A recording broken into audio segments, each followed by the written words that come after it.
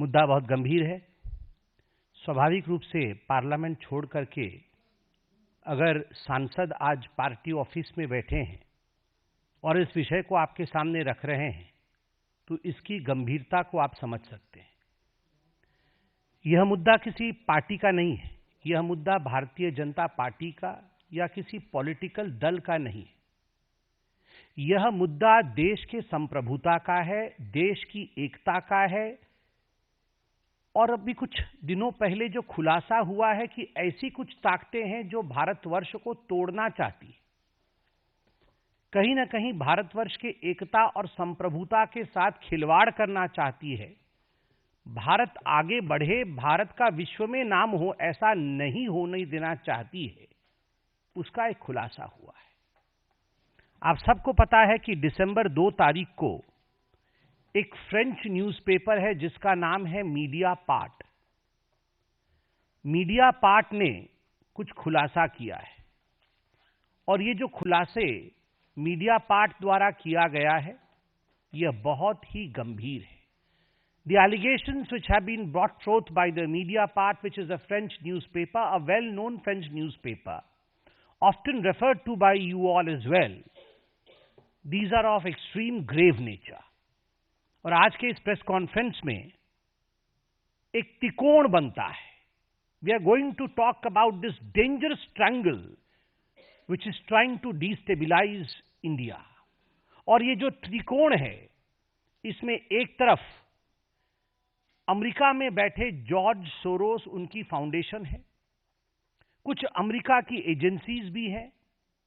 त्रिकोण के एक और एक बहुत बड़ी न्यूज पोर्टल है जिसका नाम OCCRP, organised crime and corruption reporting project, जिसके विषय में आप सब पत्रकार हैं, आप सभी जानते हैं, वह है। और त्रिकोण के जो आखिरी कोने में जो सबसे महत्वपूर्ण कोना जो हिंदुस्तान से संबंध रखता है, उस कोने में राहुल गांधी है, traitor of the highest order. और आज जब मैं ये शब्द प्रयोग कर रहा हूं तो मुझे किसी प्रकार का भी भय नहीं है, क्योंकि मैं भारतीय हूं। मेरे लिए मेरे पार्टी ने सिखाया है राष्ट्र प्रथम, party next and self last. मुझे आज LOP, लीडर ऑफ ऑपोजिशन, को देशद्रोही कहने में किसी प्रकार की कोई संकोच मुझे महसूस नहीं हो रहा है।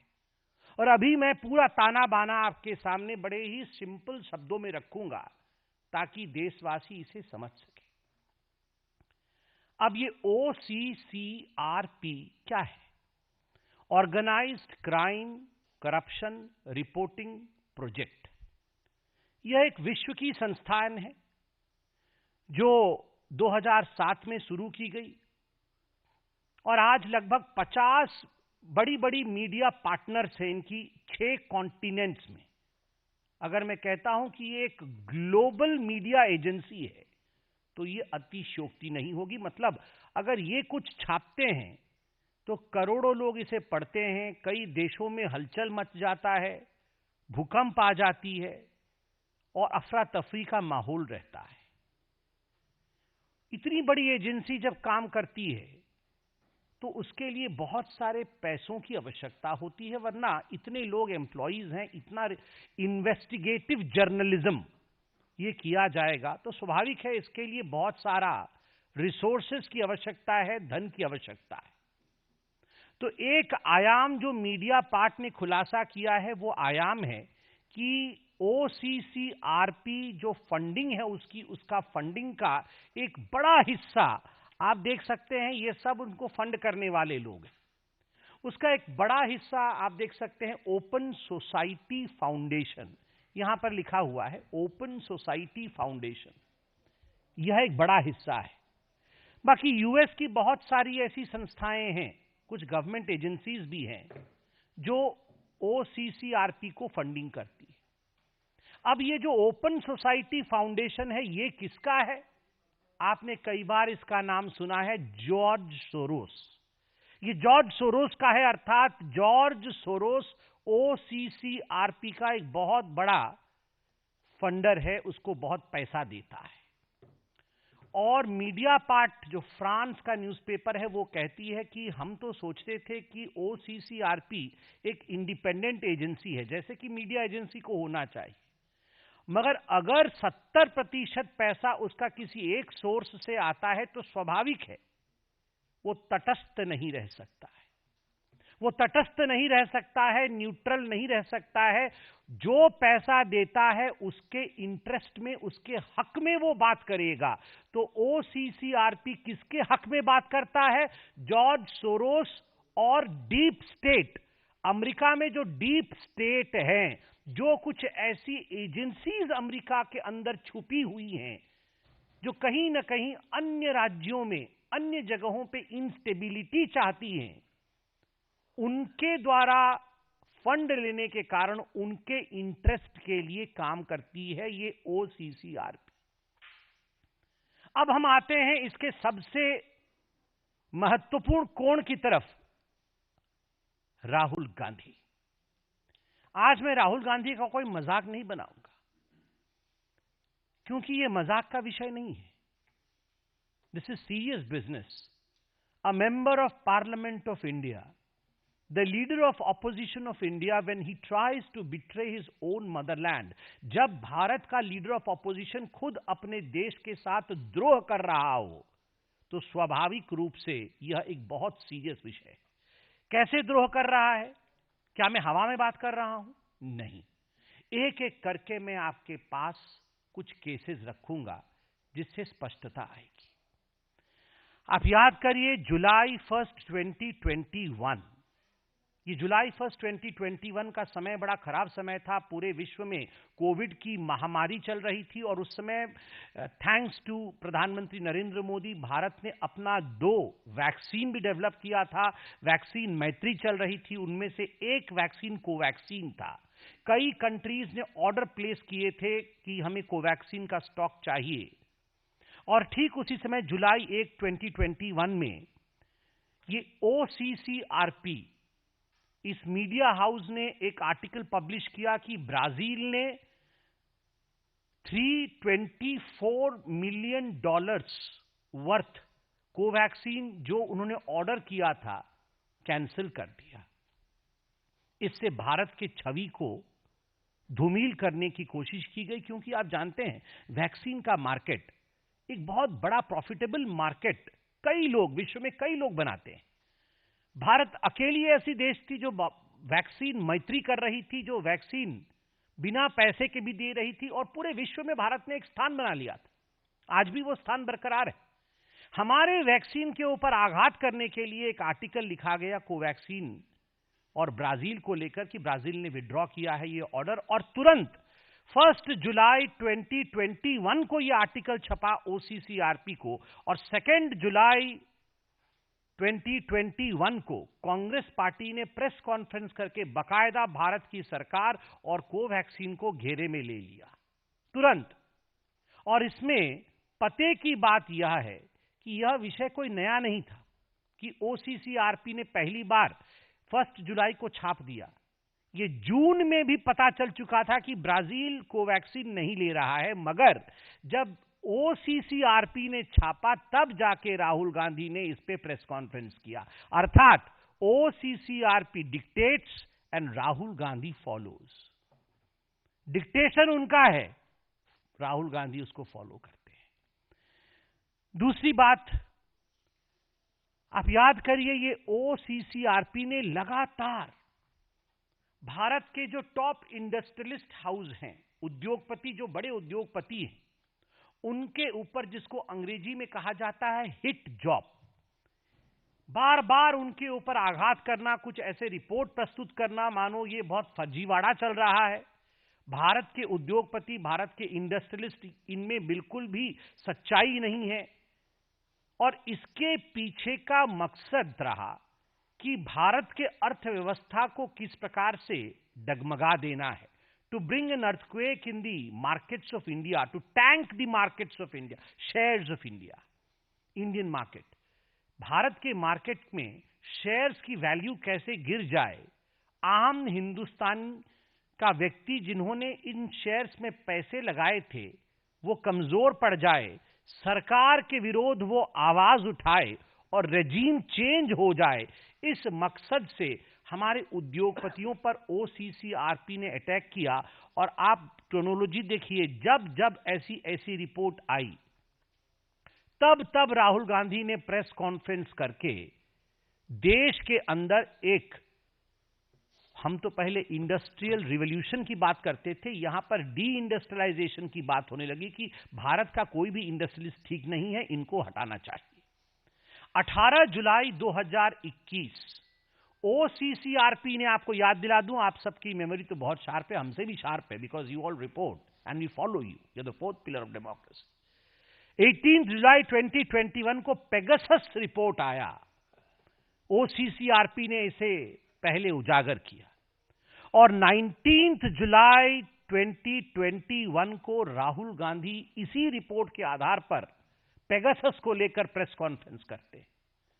वो हाहाकार, वो सदन का नहीं चलना, wash out of the parliament, और ये सारा कुछ पार्लियामेंट में सदन चलने से पहले ये सारे रिपोर्ट्स आते थे, and they used to be a complete wash out of the parliament. Parliament के सदन बंद हो जाते थे, स्थगन होता था, और आज भी आप देख रहे हैं किस प्रकार की परिस्थिति पार्लियामेंट में। और इस पेगासस की रिपोर्ट को लेकर एक हवा खड़ा किया गया, और फाइनली 26 अगस्त 2022 को सर्वोच्च न्यायालय, सुप्रीम कोर्ट ऑफ इंडिया ने इसे खारिज किया कि ऐसा कोई पेगासस वाला विषय नहीं है। तो आप सोचिए, जुलाई 2022 ओसीसीआरपी ने क्लेम किया, उस समय जुलाई 2022 में आपको याद होगा, नेशनल हेराल्ड की केस में मां बेटे दोनों जो बेल पे बाहर थे, दोनों की पूछताछ ईडी कर रही थी।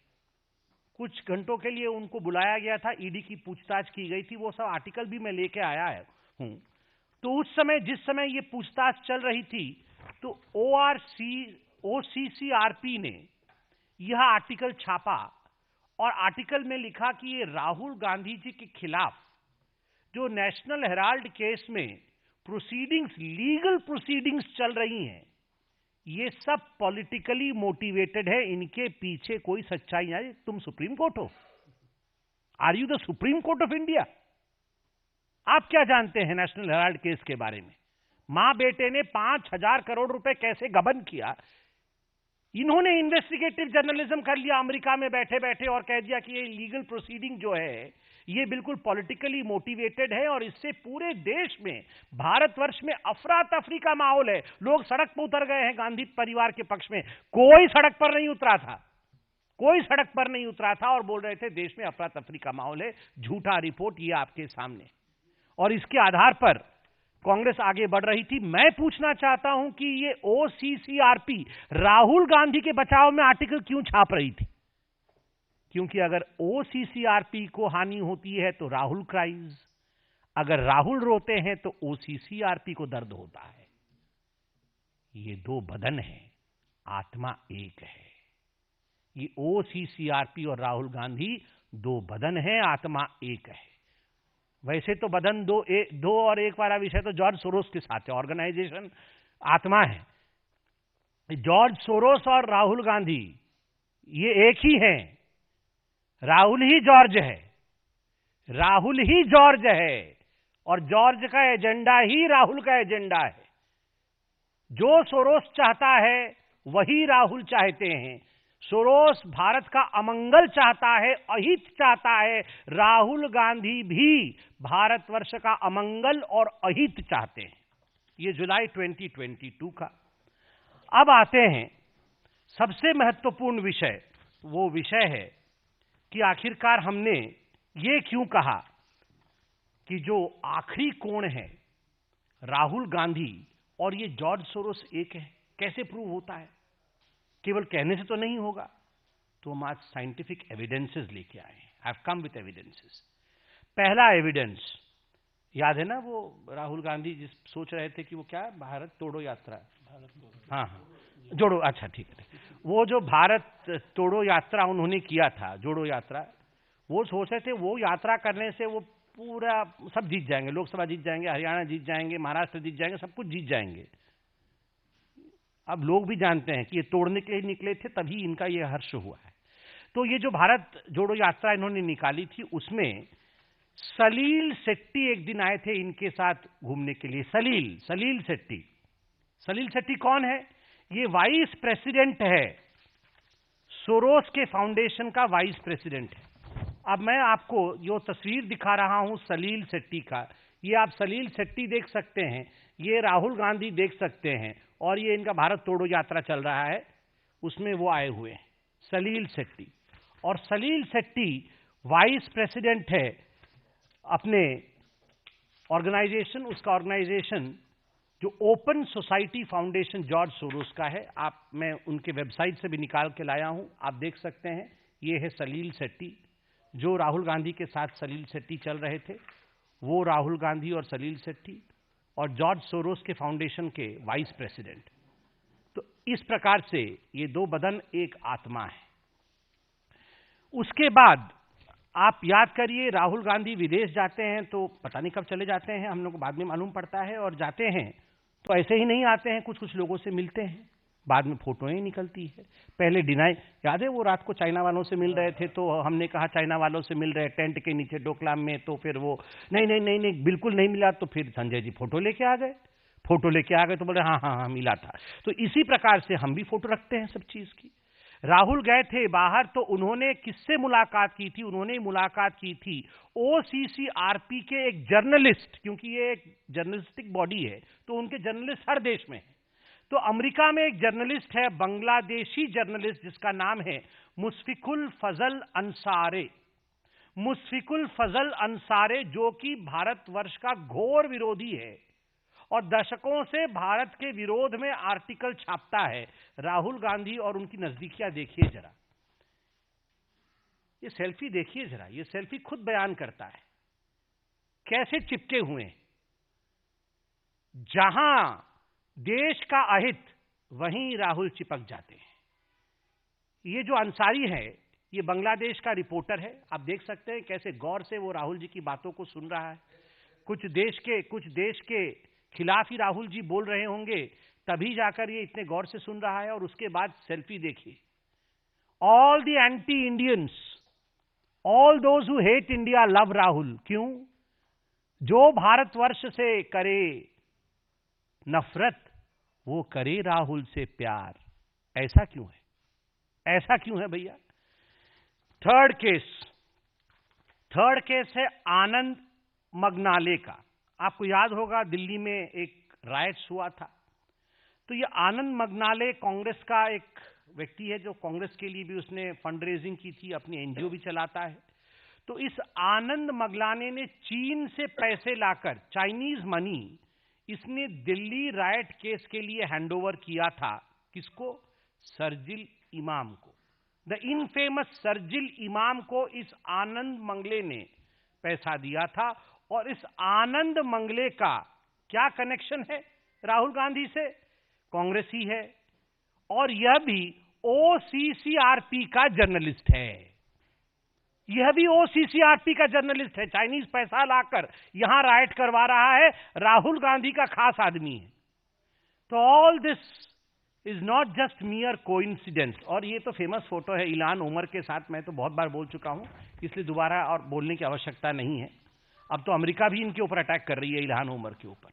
तो इनके साथ राहुल गांधी का जो सांठगांठ है, और आज जो डॉक्यूमेंट्स आपको दिखाए गए हैं, इससे एक बात बड़ा स्पष्ट होता है कि Rahul does not want India to move ahead.